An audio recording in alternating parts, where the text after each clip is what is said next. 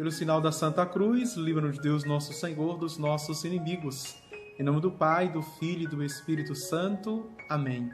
Vinde, Espírito Santo, enchei os corações dos vossos fiéis e acendei neles o fogo do vosso amor. Enviai o vosso Espírito e tudo será criado e renovareis a face da terra. Oremos, ó Deus que instruísse os corações dos vossos fiéis com a luz do Espírito Santo, assim que apreciemos retamente todas as coisas segundo o mesmo Espírito e gozemos sempre de sua consolação. Por Cristo nosso Senhor. Amém. Ficamos no primeiro inciso deste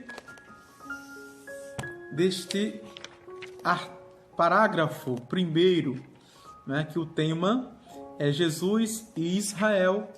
O primeiro inciso, Jesus e a lei. Vamos ver agora a vida pública de Jesus, depois Jesus e o templo, Jesus e a fé de Israel no Deus único e Salvador, e vamos depois para a morte e a crucificação e a morte de nosso Senhor Jesus Cristo. É uma cristologia que vocês estão percebendo dentro do Catecismo da Igreja Católica, certo? A cristologia que nós vamos ver. Depois nós vamos ver a segunda parte, que também vai aprofundar esta cristologia a partir dos sacramentos. E aqui é puramente magistério e tradição, doutrina da Igreja, que é muito gostoso estudar Jesus Cristo pelos 7 sacramentos. Vamos avante?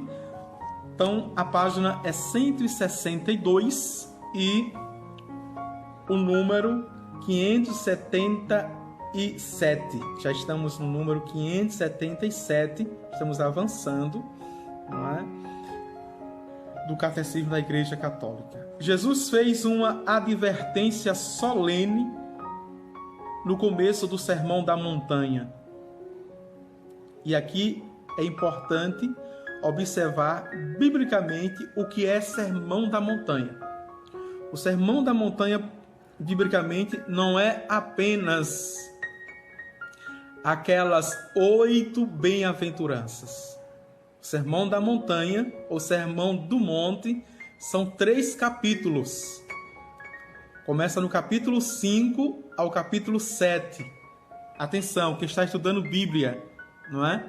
Capítulo 5 ao capítulo 7 se chama Sermão da Montanha, tá certo? Quando o catecismo chama de Sermão da Montanha, está falando do capítulo 5 ao capítulo 7 de São Mateus. Então, em que apresentou a lei dada por Deus no Sinai, por ocasião da primeira aliança, à luz da graça da nova aliança. Vejam que interpretação maravilhosa. O magistério diz que as 10 palavras, o código, os 10 mandamentos, código da lei, não é? Os 10 mandamentos, foi figura das bem-aventuranças. Ou, atenção, a gente pode olhar de lá, do antigo para o novo, apontando para o novo, mas a gente pode olhar do novo para o antigo e ver como Paulo fez isso. Interpretou na carta aos Hebreus, toda a Torá, e fez uma leitura, uma releitura da fé pela nova aliança, por Jesus Cristo. Então nós podemos olhar também, não é pelo avesso, mas podemos olhar a partir da nova aliança, dentro das bem-aventuranças, bem-aventurados, felizes, que se cumpriu o mandamento, ou os mandamentos. Avante, não penseis que vim revogar, ou seja, abolir a lei e os profetas. Não vim revogá-los, mas dar-lhes pleno cumprimento, porque em verdade vos digo que até que passem o céu e a terra, não será omitido um só i, ou seja, o y, só i, uma só vírgula da lei, sem que tudo seja realizado. Aquele, portanto, que violar um só destes menores mandamentos e ensinar os homens a fazerem o mesmo, será chamado o menor no reino dos céus. Aquele, porém, que os praticar e os ensinar, esse será chamado grande no reino dos céus. Mateus capítulo 5, versículo de 17 e 19. Vejam aqui, já tem passado, não é, as bem-aventuranças no sentido próprio das promessas de felicidade. Porque o Sermão da Montanha, lá das bem-aventuranças, é o capítulo 5, versículo de 3 a 12. E aqui nós já estamos no versículo 17 a 19. Portanto, dá continuidade todo o processo, vejam, todo o processo das bem-aventuranças, né? Peguem depois estes capítulos que vocês vão perceber, não é? Até mesmo nos títulos que estão na Bíblia em negrito. Quais são as bem-aventuranças? O que é preciso que o cristão da nova aliança faça, portanto, que o católico cristão precisa observar como mandamentos. Vejam, então toda a Bíblia, o Antigo e o Novo, o Primeiro e o Segundo Testamento, veja, serão realizados. Não será tirado nenhum i, não é? Ou um pigo do i, ou uma vírgula em que isso seja cumprido no mundo, na nossa vida. Certo? Não vá atrás de pregações que dizem assim. Vejam, o importante é o Novo Testamento, não é? O Antigo já foi abolido, já é passado. Não, a palavra de Deus não se passa. É atualíssima. É atualíssima. Quem disse foi a própria palavra do Pai, o seu Filho Jesus Cristo. Eu não vim revogar, eu não vim abolir. Porém, veio dar pleno sentido. Como podemos entender isso? Veio revelar aos homens, ou seja, veio fazer uma verdadeira interpretação daquilo que foi revelado. O próprio catecismo coloca na primeira parte, eu creio, tu e nós cremos, pedagogicamente a intenção de Deus. Nenhum rabi, nenhum guru, nenhum doutor da lei pode interpretar melhor a palavra de Deus do que o próprio Filho de Deus, em que João diz, a palavra se fez carne e habitou entre nós. Tá certo? Vamos avante.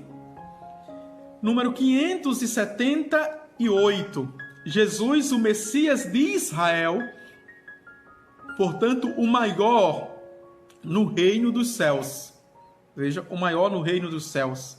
Tinha a obrigação de cumprir a lei, executando-a em sua integridade até seus mínimos preceitos, segundo suas próprias palavras. Ele é o único que conseguiu cumpri-la com perfeição. Atenção aqui, não é? Se quando se diz que o Novo Testamento, não é? E por ele podemos entender o Antigo Testamento, aí sim podemos nos balizarmos a partir de Cristo, que é auto-basileia, é autoexplicação dele mesmo. Jesus, como disse Orígenes, ele é a auto-basileia, é a autoexplicação dele mesmo. Então, de uma vez que o Raniero Cantalamessa, o franciscano que foi agora, não é, esses dias, eleito para ser cardeal, é da Revolução Carismática, que sempre ele, não é, faz exegese da palavra de Deus do Antigo e do Novo Testamento. Portanto, um biblista, ele diz que essa história da salvação, que é a economia da salvação, eu já disse aqui, vou repetir, é dividida em 3 partes, que ele mesmo divide no evento. O evento é aquilo que anuncia o acontecimento, Jesus, e o tempo da atualidade, o tempo do Espírito. Se o evento anunciou Jesus, que é o núcleo, que é o centro de toda a história que nos dá o Espírito, o Paráclito, para entendermos ciclicamente todo o mistério da salvação. Vejam? Todo o mistério da salvação. Aí sim tem sentido, tem lógica, tem razão. Estamos dentro do magistério, da tradição, fundamentados nas Sagradas Escrituras. Ok? Avante, os judeus, conforme sua própria confissão, nunca conseguiram cumprir a lei em sua integridade, sem violar-lhe o mínimo preceito. Esta é a razão pela qual, em cada festa anual da expiação, os filhos de Israel pedem a Deus perdão por suas transgressões da lei. Com efeito, a lei constitui um todo, e como recorda São Tiago, aquele que guarda toda a lei, mas desobedece a um só ponto, torna-se culpado da transgressão da lei inteira. Veja só o que diz, é o apóstolo que diz isso, tá certo? Capítulo 2, versículo 10 de São Tiago. Você pode obedecer 9 mandamentos, mas se desobedeceu a um mandamento, você transgride todos os mandamentos. Deu para entender isso? Vejam. Aqui não é mais-valia de Karl Marx. Não. Veja o comunismo socialista. Não. Aqui não é a esperteza do brasileiro. Quanto mais, melhor. Ou até mesmo dentro de um infantilismo, não é? Porque infantilismo, uma sensação. Ah, eu cumpri a maioria, então tá ótimo. Não é a lógica de Deus. Essa pode ser a lógica estragada humana, mas não é a lógica de Deus.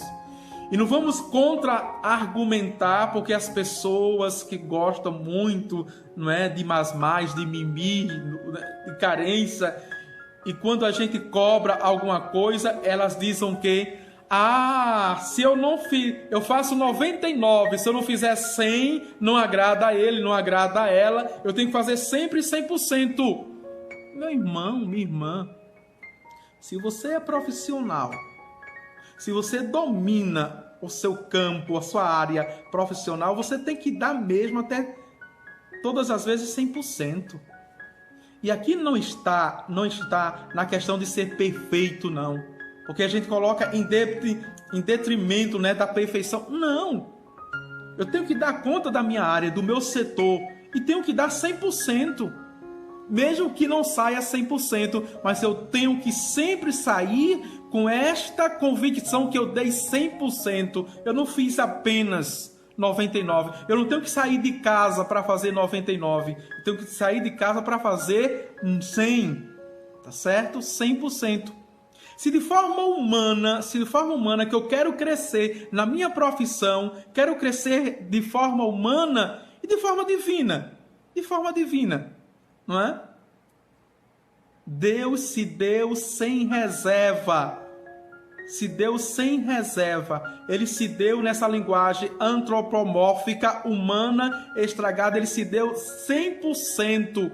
E se ele não se desse 100%, não nos salvaria.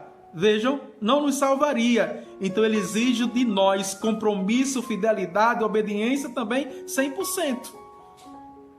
Mesmo com as nossas fraquezas, repito, com as nossas paixões, com os nossos vícios, com os nossos pecados.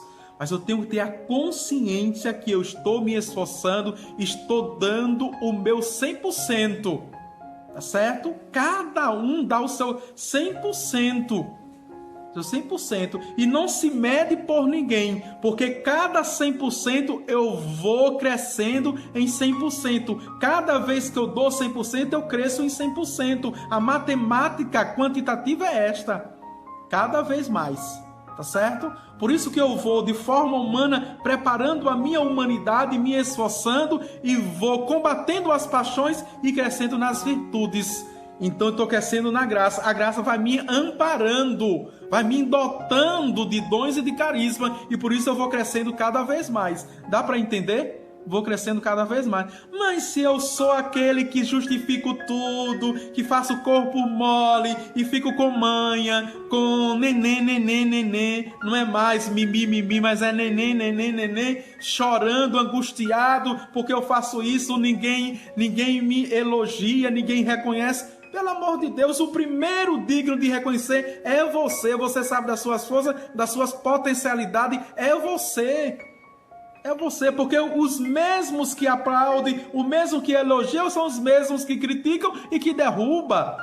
Não pode faltar, veja, o seu crescimento humano, a sua maturidade humana, profissional e também religiosa, teológica e espiritual, em detrimento de ninguém. O único que é preciso que eu olhe e me espelhe é Jesus Cristo. Ontem o catecismo dizia isso. Os discípulos se conformam a Cristo e deixam Cristo se formar nele para atingir a estatura de Cristo. Ou não? Ou não? Somente as crianças e os adolescentes que precisam de referenciais, diz a psicologia. Mas quando ela atinge a juventude, ela já vai ganhando liberdade dessas prisões de personalidade e vai criando a sua própria maturidade. Quem é o infantil humanamente falando? É aquele que já passou da fase e ainda fica copiando personalidades. Este é o infantil, este não cresceu, esse precisa de terapia para assumir sua própria personalidade, o próprio caráter e ter identidade enquanto pessoa que todas as pessoas têm direito de ter. Tá certo? O padre hoje está pegando, não tá? Vamos avante. 570, a gente já viu. Vamos. Os judeus, conforme sua própria confissão, nunca conseguiram cumprir a lei em sua integridade. Já vimos isso. Esta é a razão pela qual, em cada festa anual, também já vimos, estamos agora no 579. O padre fala tanto que se perde, né?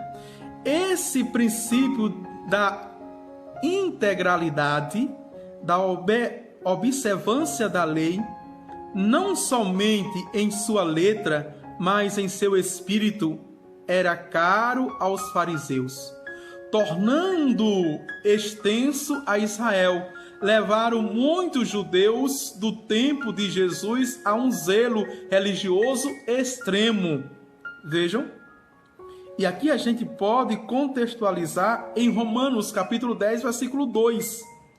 Este zelo extremo, se não quisesse envolver-se em uma casuística hipócrita, só podia preparar o povo para essa intervenção inaudita de Deus, que será o cumprimento perfeito da lei, exclusivamente pelo justo, em lugar de todos os pecadores.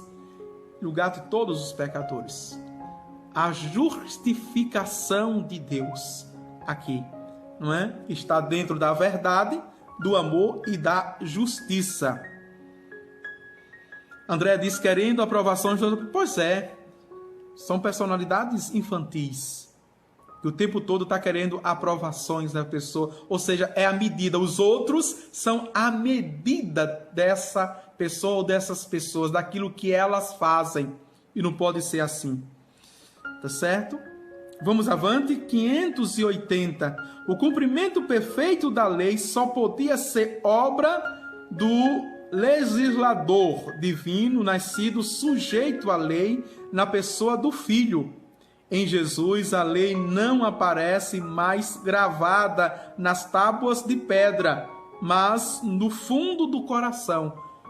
Jeremias, o próprio Antigo Testamento vai crescendo nessa visão, vai crescendo nessa teologia. Jeremias capítulo 31, versículo 33. Do servo, o qual, pelo fato de, trazer fielmente o direito, se tornou aliança do povo, como diz Isaías capítulo 42, versículo 2, depois versículo 6.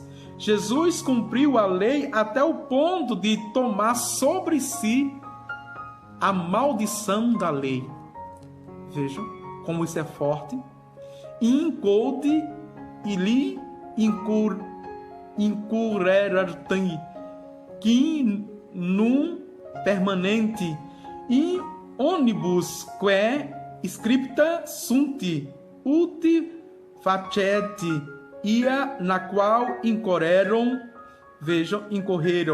aqueles que não praticam todos os preceitos da mesma, pois a morte de Cristo aconteceu para resgatar as transgressões cometidas do regime da primeira aliança. É Paulo, capítulo 9, versículo 11 da carta aos Hebreus. Veja aquilo que eu disse. Paulo, diante da nova aliança, a partir de Jesus Cristo, faz a interpretação. A interpretação. Porque todas as faltas dos antigos, não houve nenhum sacrifício antigo que pudesse apagar essas faltas. Somente com o sacrifício do Filho de Deus. Por isso que João aponta: eis o Cordeiro de Deus que tira o pecado do mundo. Tira o pecado do mundo. E o Cordeiro é sacrificado, não é? O próprio Isaías vai dizer que ele foi levado ao matadouro como um cordeiro em silêncio. Se deixou, vejam, se deixou tosquear, não é? Pelos homens, pelos malvados. Vamos avante. E depois aqui eu quero fazer uma ressalva, mas vamos ver todo o número, que a gente vai entrar no segundo inciso.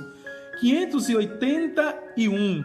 Jesus apareceu aos olhos dos judeus e de seus chefes espirituais como um rabi, ou muitas vezes chamavam ele também de mestre, ou raboni. Com frequência argumentou na linha da interpretação rabínica da lei, mas, ao mesmo tempo, Jesus só podia chocar os doutores da lei, já que não se contentava em propor sua interpretação em pé de igualdade com as deles, senão que ensinava como alguém que tem autoridade e não como os escribas. Mateus capítulo 7, versículos de 28 a 29. Por muitas vezes, Jesus entrava no dia de sábado como bom judeu, desenrolava o pergaminho e proclamava a leitura e a interpretava. Vejam, como um mestre. Só fazia isso o mestre na sinagoga. E por muitas e muitas vezes ficavam admirados com Jesus. Vejam como ele fala. Ele fala com autoridade, ele fala diferente dos mestres da lei, e quando ele fala, toca o nosso coração. Quando Jesus na sinagoga lá de Nazaré, ficaram todos encantados e assustados com Jesus. Mas esse não é o filho do carpinteiro? Esse não é o Jesus? Não é Jesus? Veja, nós não conhecemos os seus irmãos, os seus pais. Ficaram encantados, admirados com Jesus. Nele é a mesma palavra de Deus que tinha ressoado no Sinai para dar a Moisés a lei escrita, que se fez ouvir novamente sobre o monte das bem-aventuranças. Ela não abole a lei, mas a cumpre, fornecendo de modo divino a interpretação última dela. Aprendestes o que foi dito aos antigos, eu, porém, vos digo. Mateus capítulo 5, versículo 33 a 34. Aqui estamos no sermão da bem-aventurança. Vejam, com esta mesma autoridade divina, ele desabona certas tradições humanas dos fariseus que invalidam a palavra de Deus. Invalidam a partir, não é, das suas hipocrisias, a partir da sua postura, ou seja, da sua proforma religiosa. Vamos avante? 582. Indo mais longe, Jesus cumpre a lei a respeito da pureza dos alimentos, tão importante na vida diária judaica, revelando o sentido pedagógico dela. Por uma interpretação divina, tudo o que vem de fora, entrando no homem, não pode torná-lo impuro. Assim declarava puros todos os alimentos. O que sai do homem é isto que o torna impuro, pois é de dentro do coração dos homens que saem as intenções malignas. Marcos 7, 18 a 21. Ao dar com autoridade divina a interpretação definitiva da lei, Jesus acabou confrontando-se com certos doutores da lei que não aceitavam a interpretação da lei dada por Jesus, apesar de garantida pelos sinais divinos que a acompanhavam. Isto vale particularmente para a questão do sábado.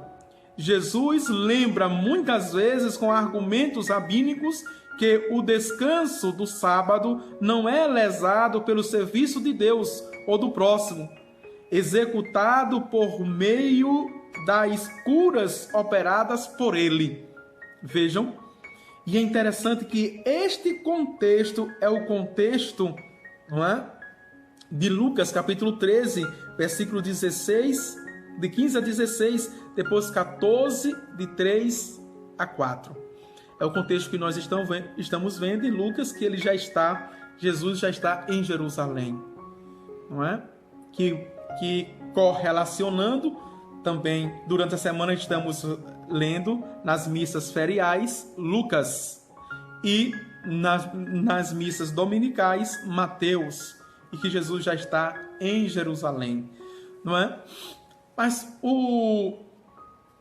eu quero contextualizar, não é, aqui a questão teológica, a lei no Novo Testamento. Vejam, para depois entrar no segundo inciso. No Novo Testamento, diante da lei, os autores do Novo Testamento têm posições muito diferentes que se pode resumir em 3. Vamos ver as posições sobre a lei no Novo Testamento. Jesus não aboliu a lei, já vimos, mas aperfeiçoou. Vimos isso em Mateus capítulo 5, versículo de 17 a 19.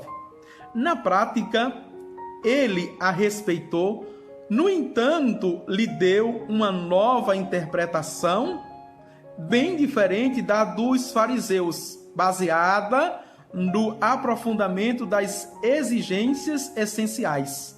Vejam, Mateus capítulo 5, versículo 20, não é? Para vocês perceberem o quanto o catecismo da Igreja Católica é atual e quanto está denso, ele é extenso e denso de teologia. Porque aqui eu estou pegando, vejam, uma terminologia a partir, não é, de um dicionário de teologia que desenvolve tudo isso, não é? Que é uma enciclopédia bíblica, que é muito atual. E por isso que eu estou lendo, para que vocês percebam que muitos teólogos contemporâneos, né? Este aqui, ó, vou mostrar a vocês. Olha aqui, ó, não é? Dicionário enciclopédico da Bíblia, atualíssimo, por 4 editoras. Mas quando tem 2 editoras, porque o livro já é top. Quando tem 4 editoras, edições Loyola, vejam, Paulinas, Paulus e Academia Cristã. Vejam. Porque o livro é top, é bom. E que vem toda a atualidade. Só uma dica para vocês. Se vocês forem comprar um livro, eu sou rato de biblioteca, então, não é? Se vocês forem comprar um livro e ver que o livro tem duas, veja, editoras, então o livro já é top, já é bom. Duas, não é? Procuraram, não é? Publicar. Quando tem 3, quando tem 4, pronto. É um best-seller, mesmo sem ser vendido. Tá certo? Vamos avante. A segunda, vejam, o segundo resumo, a lei foi abolida pelos cristãos. O cristão, animado pelo Espírito Santo, encontra por instinto o que é justo e agrada a Deus, diz Paulo à comunidade de Gálatas, capítulo 5, versículos de 19 a 26. E ele possui a força para cumpri-lo, não é? A força do Espírito Santo, o cristão, portanto.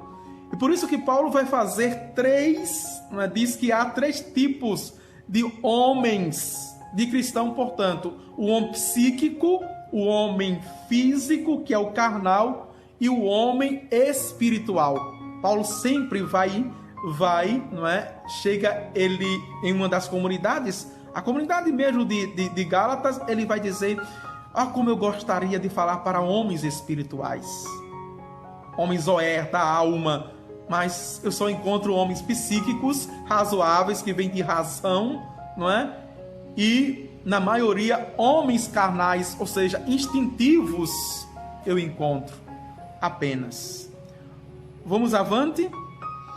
Jesus, terceiro resumo, Jesus aboliu a lei antiga para substituí-la por uma nova lei. Que diz isso é Lucas, capítulo 16, versículo 16. Depois Tiago, capítulo 1, versículo 25, que concretiza a nova aliança instaurada pelo seu sacrifício. Mateus capítulo 26, versículo 28. Se o essencial dessa lei é o novo mandamento, amai-vos uns aos outros como eu vos amei. João capítulo 13, versículo 34. Ela integra também muitas prescrições da lei de Moisés e não apenas o decálogo ou a lei real. Tiago capítulo 2, versículo 8. Amarás o teu próximo como a ti mesmo. Os critérios, porém, para reconhecer o que deve ser conservado nunca foram dados. São Paulo possui as fórmulas mais pertinentes no sentido da segunda opinião. A gente consegue ver isso em Efésios, capítulo 2, versículos 15, Gálatas 3, 13. Mas sustenta de fato a terceira. É ele que fala da lei de Cristo. 1 Coríntios capítulo 9, versículo 21. E suas recomendações práticas para as comunidades contém um bom número de prescrições da lei de Moisés. Por exemplo, 1 Coríntios capítulo 6, versículo 7, Romanos capítulo 12, versículo 13. Vou terminar o parágrafo para fazer um comentário sobre a lei ainda. O problema fundamental é aquele que as epístolas aos Romanos e aos Gálatas enfrentam. Qual é o papel da lei na história da salvação? Vejam a problemática que Paulo levanta através de uma questão, não é? Todo o Novo Testamento afirma que essa lei não pode tornar o homem justo diante de Deus. Ao multiplicar as oportunidades de desobediência, ela afunda mais no pecado. Apenas a fé em Cristo pode operar essa justificação. A visão de Paulo, a teologia de Paulo diante da lei. Gálatas capítulo 2, versículos de 15 a 21. Depois Atos dos Apóstolos capítulo 15, versículos de 9 a 11. E o próprio Hebreus, como já disse, todo o capítulo 9. Libertado do pecado, animado pelo Espírito, o homem pode então realizar as boas ações que Deus espera dele e cuja descrição se encontra na lei. Lei de Cristo ou lei antiga? Lei eterna, renovada por Jesus. Numa palavra, não se observa a lei para ser justificado, mas porque se é justificado. Dessa forma, encontra-se a teologia da nova aliança desenvolvida por Jeremias, capítulo 31, versículo de 33 a 34, e em outros termos por Ezequiel, capítulo 16, versículo 36. Vejam. Por isso que hoje, atualizando isso e mostrando a conjuntura nacional e internacional, não é? A nossa fé catalã, o que estão fazendo com a nossa igreja em nível mundial, é um absurdo. Por isso que católicos que estão se levantando com a máscara de, vejam, de tradicionalistas, de direitas, querendo defender a igreja, estão condenando-a, vejam. E isso está em contra a um dogma chamado infalibilidade papal. As questões de Francisco, certo? Mas o que eu quero elencar, existem católicos e católicos. Atenção aqui, eu dei uma pausa, não foi? Atenção, nem todos os cristãos católicos que vão para a igreja estão convertidos. Nem todos os católicos que participam de algum evento religioso católico, não é, amam a igreja. Nem todos os católicos que dizem que foram batizados e que nasceu nessa igreja são capazes de defendê-la. Eu não acredito numa bondade de um cristão católico que não tenha, no mínimo, ao mínimo, o desejo de ser santo. Não é. Sabemos que é pecador.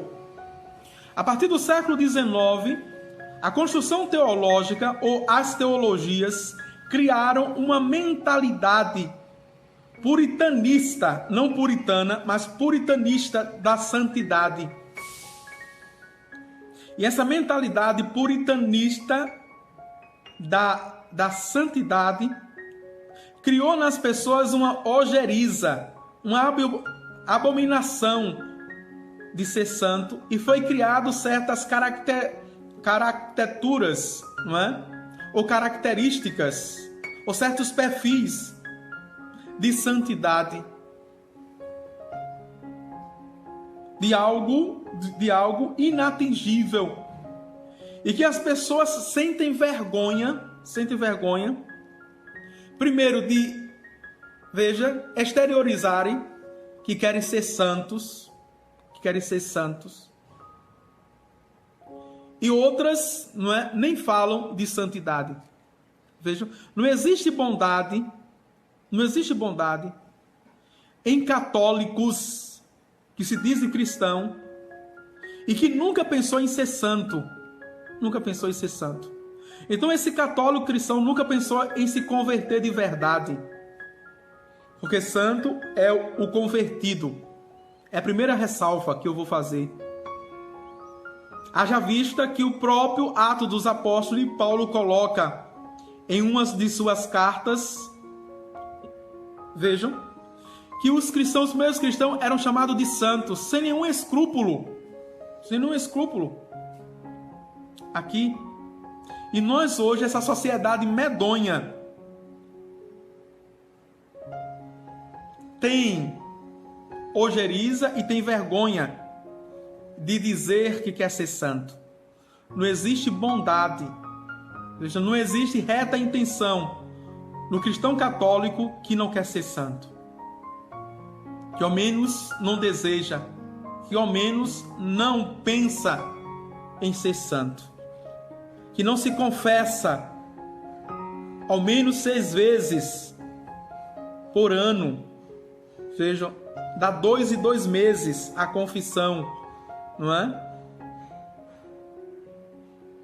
Por isso que tantos contextos, não precisa disso, isso é demais, não precisa ir para a missa durante a semana, basta a missa dominical, não precisa se confessar todos os meses, basta 2 vezes no ano, sempre o menos, sempre o menos, sempre o menos, sempre o menos para Deus, sempre o menos. Vejam, para Deus. Não existe isso. Para Deus sempre mais. Para Deus sempre mais. Tá certo?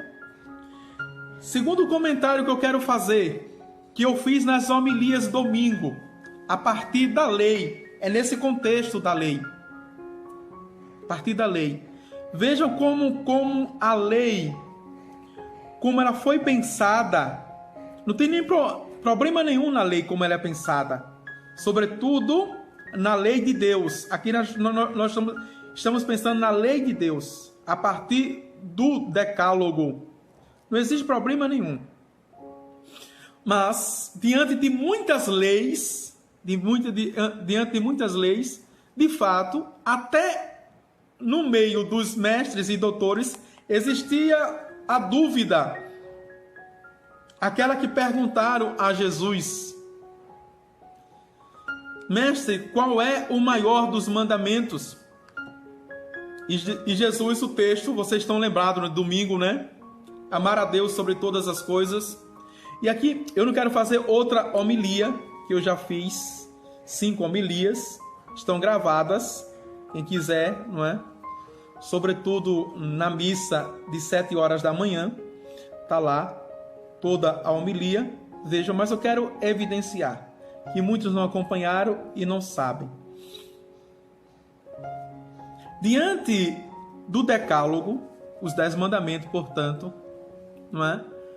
Depois o próprio Deus, não foram os homens, o próprio Deus foi, como nós estamos estudando, o Êxodo, o Levítico, não é? Números e Deuteronômio, estamos estudando. O próprio Deus, ele vai instruindo. E todas essas instruções são chamadas de códigos da aliança. E esses códigos, são vários, da aliança, formaram 613 leis. Atenção, tem os 10 mandamentos e diante dele fizeram 613 leis. Tá certo? Um dado fantástico. Se a gente somar cada letra dos 10 mandamentos, das 2 tábuas da lei, cada letra, vocês vão perceber, não é? Que somando são 613 letras. Vejam, corresponde. 613 letras. E essas 613 leis eram divididas em dois blocos, como as tábuas da lei em 2 blocos. E os 10 mandamentos também, positivos e negativos. Ou seja, os 3 a Deus, positivo, e os outros negativos, não, não, não, não. Tá certo? É dividido assim. Então, os positivos eram 248 leis. Pasmem agora. Essas 248 leis não correspondia à maturidade óssea de cada ser humano, que tem 248 membros. Corresponde aos 248 membros do nosso corpo, a conjuntura, a estrutura corpórea nossa. Vejam, sobram os negativos, que são 365, que corresponde aos 365 dias, cada dia. Juntando as 2 partes, o que pensava, o que é a santidade? Atenção agora, o que é santidade? Veja, Santidade é a consagração. A palavra consagração, se consagrar, quer dizer pertença a. Eu pertenço a. E consagrar aqui cada membro do corpo, consagrando todos os membros. E o que corresponde a cada dia, ao cotidiano, é que essa renovação da minha consagração pertença a Deus, exclusivamente a Deus. Eu devo fazer todos os dias. Devo fazer os 365 dias. Tá certo? Veja o que é consagração a Deus. E tornar-se sagrado, tornar-se santo para Deus. Esta é a lógica da lei. O que é que tem de ruim? Não existe nada de ruim. Certo? O ruim estava na intenção dos homens.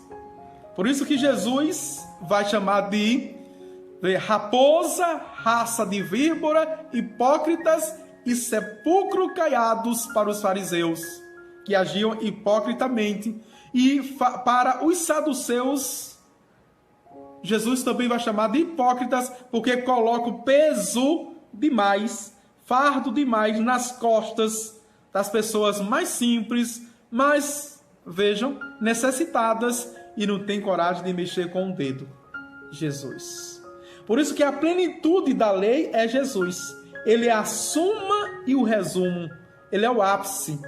Ele diz que veio para plenificar, porque Ele tomou para si as nossas dores, os nossos fardos, assumiu os nossos pecados e o restaurou na cruz.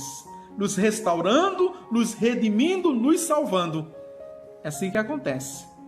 Tá certo? Sabiam disso? Os meus paroquianos me ouviram na homilia. Mas fazer essa interpretação da lei. Marília dos Santos diz: bem lembrado, padre, fiquemos atentos a isso. Muitas vezes servimos de chacotas, carolas, rata de sacristia, somos os exigentes, algo terrível que nós procuramos conhecer a vida. Pois é, tudo isso, né? Ana Lúcia diz: com certeza, que maravilha buscar santidade, incomoda, viu, tantos, louvado seja Deus. Mas veja, tanto Marília Santos quanto Ana Lúcia, né? O problema não é incomodar as pessoas.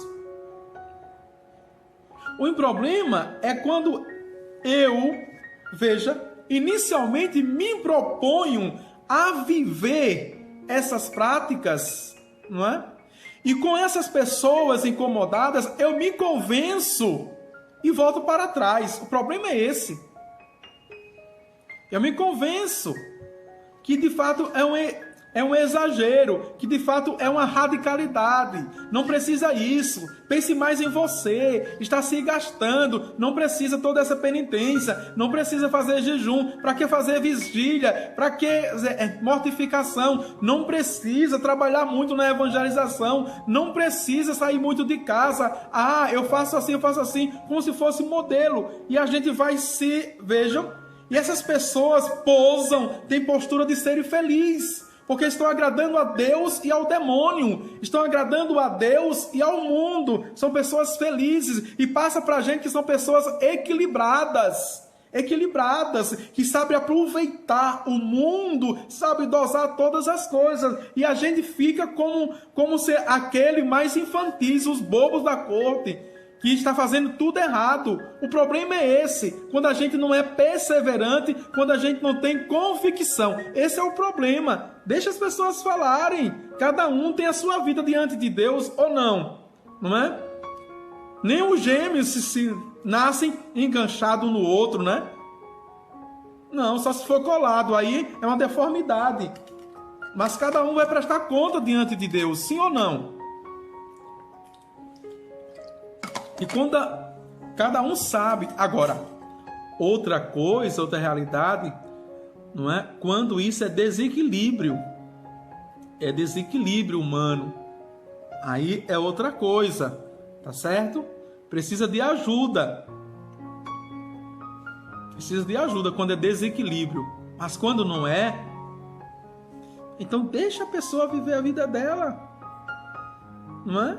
E vai te converter. Não é a pessoa que precisa se converter, é você que precisa se converter, ou não? Deixa a pessoa viver. Tá certo? Agora, às vezes, cá para nós, às vezes, né? A gente quer viver uma vida, veja, superficial, uma vida medíocre, não é?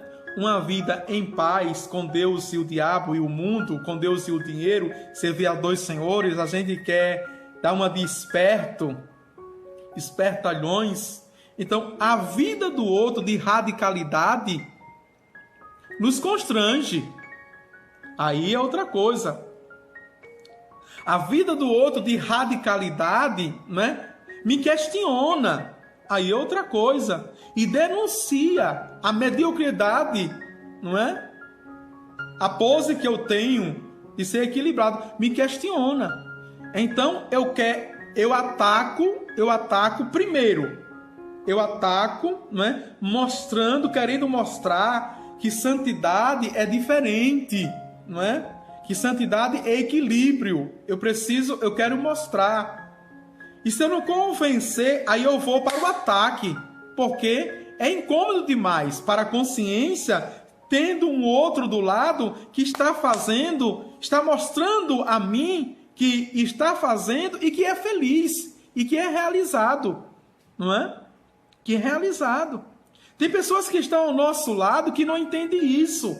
Veja, não entendem isso. Em Deus é tão livre que as pessoas tentam comprar, tentam agradar, dar presente aqui, ou pagar pela evangelização. Mas a pessoa é tão livre em Deus que de fato parece que nada agrada a essa pessoa. Porque nada agrada, tudo agrada. Mas na verdade essa pessoa ou essas pessoas não estão apegados a nada. Só Deus. Só Deus. Só a Deus. Por isso que subjuga tudo. Tudo. Né? Não tem nada que lhe prenda. Aí é outra coisa. Os santos são assim. Os santos foram assim e ainda são assim. Tá certo? Nada neste mundo. Não coloca nada. A sua esperança neste mundo vem do Senhor, que fez os céus e a terra. Tá certo? Esse é o problema que o mundo não aceita. O mundo não aceita os cristãos verdadeiros. O mundo não aceita o cristão. Por isso que os padres da igreja é preciso tantos cursos, né? O padre é preciso tantos cursos, mas é preciso um curso de patrística para que a gente, não é patrologia, para que a gente possa conhecer a origem, os pensamentos do padre da igreja. Sobretudo quando diz cristão, honra o nome que tu levas, que tu tem de cristão. Ou seja, imitadores de Cristo. Imitadores de Cristo. Veja nos evangelhos. Tentavam enquadrar Jesus em todo tipo de lei, em todo tipo de grupo. Tentavam comprar Jesus, agradar Jesus, um homem livre. Um homem livre. Não se deixou comprar por nenhum reinos. Quando queriam fazer Jesus de rei, ele fugia. E ele se deixou coroar por uma coroa de espinho. Esse é o reinado de Jesus. Porque ele disse, o meu reinado não é daqui. Não é? E às vezes a gente troca os céus, vejam, pela terra. A gente troca. A gente diz que é o céu, que é a eternidade, mas o tempo todo a gente está trocando. Quando no fundo, pode ninguém saber, viu? Mas a minha consciência, no meu subconsciente, no meu inconsciente, não é? Eu ainda vivo por esperanças desse mundo, encantados, seduzidos, fascinados para o reconhecimento, crescer intelectualmente, crescer financeiramente, ou seja, mostrar as coisas materiais, não é? Ainda exibir as marcas do mundo, que mostra poder, que mostra o ter, e para isso mostra o ser. Aquelas 3 tentações que nós vimos de Jesus Cristo, nós queremos, que nós chamamos de ostentação, veja, de soberba, de vaidade. Nós gostamos de nos sentir assim. É o homem psíquico e o homem carnal, minha gente. Instinto. Pode vir psicologia, pode vir autoajuda, pode vir coach. A natureza humana é uma só. É uma só. Existem todas essas ciências porque nenhuma delas ainda conseguiu chegar no cerne e nunca vai conseguir. Homem nenhum, por mais espertinho, sabidinho que seja, nunca vai chegar no cerne, porque nenhum homem é criador. Nós não fomos criados por nenhum homem, foi Deus. Só Ele sabe. Só Ele sabe. Então quem está em Deus, não é? E se deixa examinar por Ele, faz a maior e melhor das terapias. Quem está em Deus se deixa conhecer, sondar, esquadrinhar, como Paulo diz, que o Espírito esquadrilha o ser de Deus. Tá aí para você? Tá certo? Esquadrilha o ser de Deus. Tá bem? Já vai cair a live, tá certo? Tá chegando 1h. E amanhã a gente vai para o segundo inciso, que é Jesus e o templo, não é? Aqui e acolá precisa de umas aulas dessa para a gente chacoalhar, não é? Dizer, atenção, católico, cristão, que você pode dar mais, que você pode amar mais. Somente compartilhando uma coisa, esses dias, não sei se foi ontem ou antes de ontem, eu vi um vídeo, né? Um vídeo mesmo, um vídeo dizendo que os tempos atuais precisa de um Santo Inácio de Antioquia, precisa de um Felipe Neri, precisa de um Dom Bosco, precisa de uma Madre Teresa de Calcutá, precisa-se de um São Padre Pio para dar resposta a essa sociedade, para defender. Por que precisa? Porque a gente tem que voltar ao passado. Porque, infelizmente, hoje não existem cristãos católicos que honrem a sua fé, que amem, que se levante, que defenda. Não existe profetas hoje, não é? Estamos todos juntos, misturados com filosofias, com política estragada, com corrupção, com a mentalidade cheia do mundo, e não somos de Deus. Tá certo? Louvado seja o nosso Senhor Jesus Cristo, para sempre seja louvado. Abençoe-vos Deus Todo-Poderoso, Pai, Filho e o Espírito Santo. Amém. Tchau, tchau.